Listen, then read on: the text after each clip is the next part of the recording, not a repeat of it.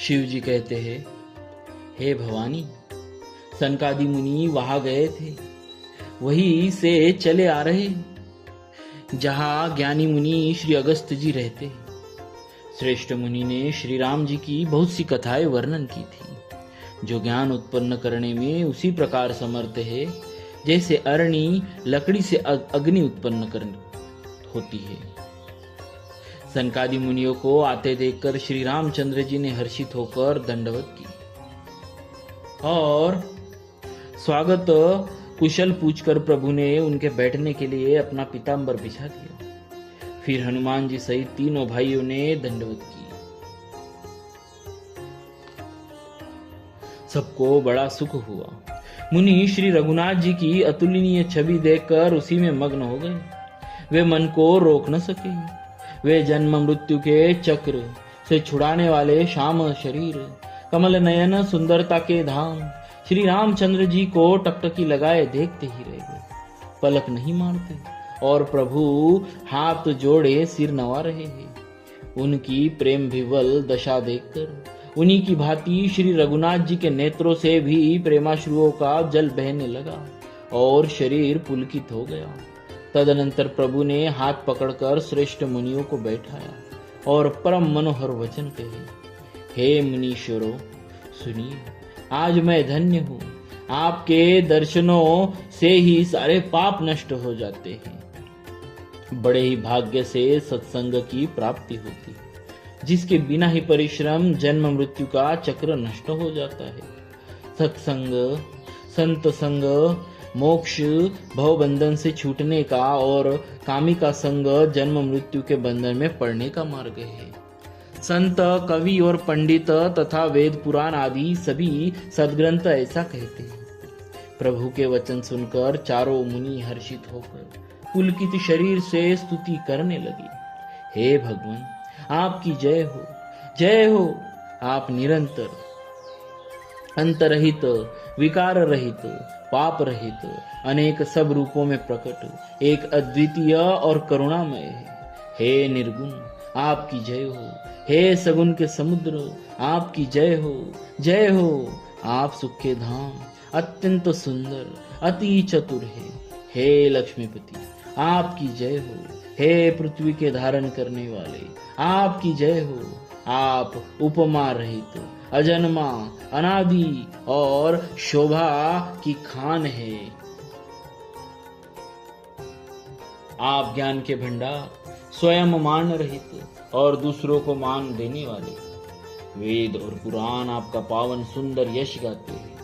आप तत्व के जानने वाले, की हुई सेवा को मानने वाले और अज्ञान का नाश करने वाले हैं।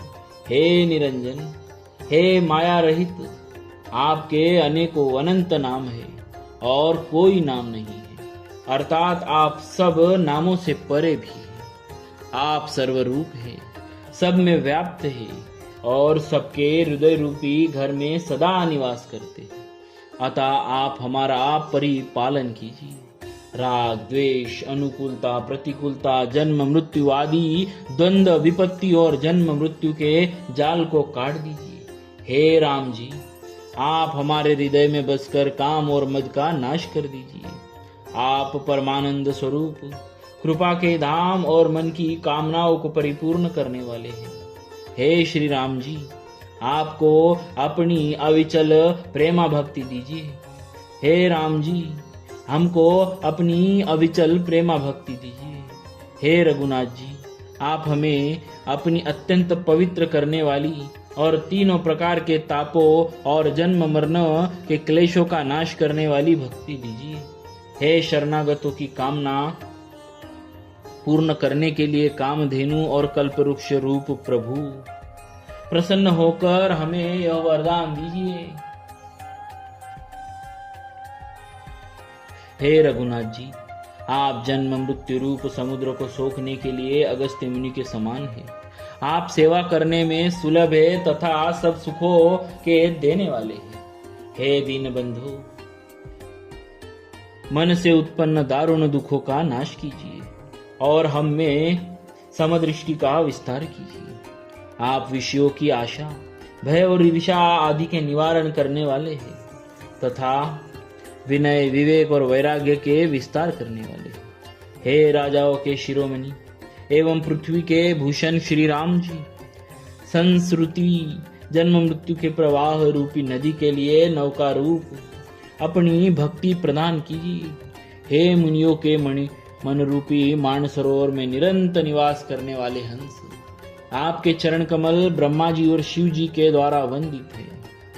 आप रघुकुल के केतु, वेद मर्यादा के रक्षक और काल कर्म स्वभाव तथा गुण रूप बंधनों के भक्षक नाशक हैं। आप तरण तारण, स्वयं तरे हुए और दूसरों को तारने वाले तथा सब दोषों को हरने वाले हैं। तीनों लोकों के आभूषण आप ही तुलसीदास जी के स्वामी हैं। प्रेम सहित बार बार स्तुति करके और सिर नवाकर तथा अपना अत्यंत मन चाहा वर पाकर सनकादि मुनि ब्रह्मलोक को गए। सनकादि मुनि ब्रह्मलोक को चले गए। तब भाइयों ने श्री रामचंद्र जी के चरणों में सिर नवाया। सब भाई प्रभु से पूछते सकुचाते हैं, इसीलिए सब हनुमान जी की ओर देख रहे हैं। वे प्रभु के श्रीमुख की वाणी सुनना चाहते, जिसे सुनकर सारे भ्रमों का नाश हो जाता है। अंतर्यामी प्रभु सब जान गए और पूछने लगे, कहो हनुमान, क्या बात है? तब हनुमान जी हाथ जोड़कर बोले, हे दीन दयालु भगवान, सुनिए। हे नाथ, भरत जी कुछ पूछना चाहते हैं पर प्रश्न करते मन में सकुचा रहे हैं। भगवान ने कहा, हनुमान, तुम तो मेरा स्वभाव जानते ही हो। भरत के और मेरे बीच में कभी भी कोई अंतर, कभी भी कोई भेद है? प्रभु के वचन सुनकर भरत जी उनके चरण पकड़ लिए और कहा, हे नाथ, हे शरणागत के दुखों को हरने वाले, सुनिए। हे नाथ, न तो मुझे कुछ संदेह है और न स्वप्न में भी शोक और मोह है। हे कृपा और आनंद के समूह, यह केवल आपकी ही कृपा का फल है। तथापि हे कृपा निदान, मैं आपसे एक धृष्टता करता हूँ।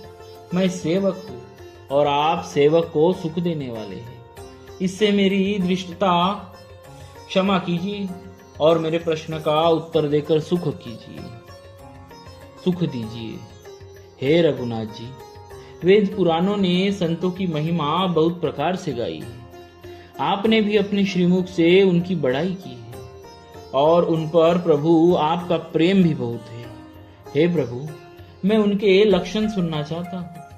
आप कृपा के समुद्र है और गुण तथा ज्ञान में अत्यंत निपुण है। हे शरणागत का पालन करने वाले, संत और असंत भेद अलग अलग करके मुझको समझा कर कहिए। श्री राम जी ने कहा, हे भाई, संतों के लक्षण गुण असंख्य है, जो वेद और पुराणों में प्रसिद्ध है। संत और असंत की करनी ऐसी है जैसे कुल्हाड़ी और चंदन का आचरण होता है। हे भाई सुनो, कुल्हाड़ी चंदन को काटती है क्योंकि उसका स्वभाव या काम ही वृक्षों को काटना है, किंतु चंदन अपने स्वभाववश अपना गुण देकर उसे काटने वाली कुल्हाड़ी को सुगंध से सुवादित कर देता है। इसी गुण के कारण चंदन देवताओं के सिर पर चढ़ता है और जगत का प्रिय हो रहा है, और कुल्हाड़ी के मुख को यह दंड मिला है कि उसको आग में जलाकर फिर घन से पीटते हैं। संत विषयों में लंपट लिप्त नहीं होते, शील और सद्गुणों की खान होते हैं। उन्हें पराया दुख देखकर दुख और सुख देखकर सुख होता है। वे सब में सर्वत्र सब समय समता रखते, उनके मन में कोई उनका शत्रु नहीं है। वे मद से रहित और वैराग्यवान होते हैं तथा लोभ, क्रोध, हर्ष और भय का त्याग किए हुए रहते हैं। उनका चित्त बड़ा कोमल होता है। वे दिनों पर दया करते हैं तथा मन, वचन और कर्म से मेरी निष्कपट विशुद्ध भक्ति करते हैं। सबको सम्मान देते हैं पर स्वयं मान रहित होते हैं। हे भरत, वे प्राणी संतजन मेरे प्राणों के समान हैं। उनको कोई कामना नहीं होती। वे मेरे नाम के परायण होते हैं। शांति, वैराग्य, विनय और प्रसन्नता के घर होते हैं। उनमें शीतलता, सरलता, सबके प्रति मित्र भाव और ब्राह्मण के चरणों में प्रीति होती है जो धर्मों को उत्पन्न करने वाली होती है। हे तात, ये सब जब लक्षण जिसके हृदय में बसते हो उसको सदा सच्चा संत जानना, जो शम, मन के निग्रह, दम, इंद्रियों के निग्रह, नियम और नीति से कभी विचलित नहीं होते और मुख से कभी कठोर वचन नहीं बोलते, जिन्होंने निंदा और स्तुति, बड़ाई दोनों समान है और मेरे चरण कमलों में जिनकी ममता है, वे गुणों के धाम, सुख की राशि संतजन मुझे प्राणों के समान प्रिय है। अब असंतो, दुष्टों का स्वभाव सुनो, कभी भूल कर भी उनकी संगति नहीं करनी चाहिए। उनका संग सदा दुख देने वाला होता है। जैसे हरहाई, बुरी जाति की गाय कपिला सीधी और सुधार गाय को अपने संग से नष्ट कर डालती है। दुष्ट के हृदय में बहुत अधिक संताप रहता है। वे पराई संपत्ति, सुख देखकर सदा जलते रहते। वे जहाँ कहा दूसरे की निंदा सुन पाते हैं, वहां ऐसे हर्षित होते हैं मानो रास्ते में पड़ी निधि खजाना पा लिया हो। वे काम, क्रोध, मद और लोभ के परायण तथा निर्दयी, कपटी, कुटिल और पापों के घर होते हैं। वे बिना ही कारण सब किसी से वैर किया करते हैं। जो भलाई करता है उसके साथ भी बुराई करते हैं। उनका झूठ ही लेना और झूठा ही देना होता है। झूठा ही भोजन होता है और झूठा ही चबेना होता है। अर्थात वे लेन देन के व्यवहार में झूठ का आश्रय लेकर दूसरों का हक मार लेते हैं अथवा झूठी डिंग हाका करते हैं कि हमने लाखों रुपए ले लिए, करोड़ों का दान कर दिया। इसी प्रकार खाते हैं चने की रोटी और कहते कि आज खूब माल खाकर आए, अथवा चबे ना चबा कर रह जाते हैं और कहते कि हमें बढ़िया भोजन से वैराग्य है। मतलब यह है कि सभी बातों में झूठ ही बोला करते हैं।